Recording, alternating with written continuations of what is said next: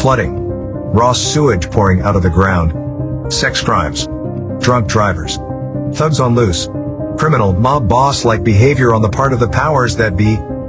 Sounds like the makings of a post-apocalyptic horror story, right? A group of rapidly organizing citizens says it's all part of their day-to-day life at Terrenos Houston and Colony Ridge, a housing development outside of Houston that is home to a primarily immigrant community. People who bought houses in the two communities say they are struggling to stay afloat, sometimes quite literally, amid what are described as horrific living conditions put in place by the developer, a Houston real estate mogul named John Harris.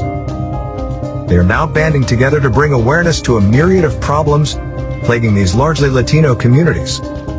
Among the claims, Harris and his team are selling flood-prone lands to people without disclosing that fact.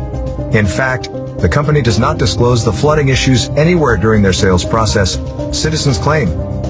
We've had countless of people crying out to us for help due to the lakes of water on their properties when it rains.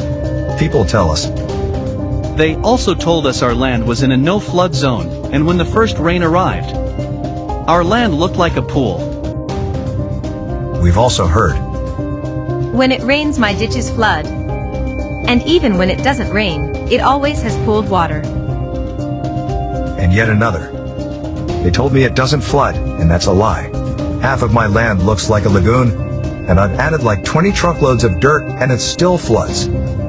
The surrounding city of Plum Grove has been fighting the county of Cleveland to stop Harris's company from continuing to develop ruthlessly, without proper management of their sewage. City officials have brought to the county countless of environmental issues that they say are being violated by this self-proclaimed developer, yet the county keeps approving the platting of land, the citizen group notes. And, believe it or not, flooding is at the more pleasant end of the spectrum. One citizen wrote on social media recently, thousands of gallons of raw sewage are being dumped out on the ground. Which is not only disgusting, but we also worry that it will eventually end up in our water system, since everyone out here has their own water well.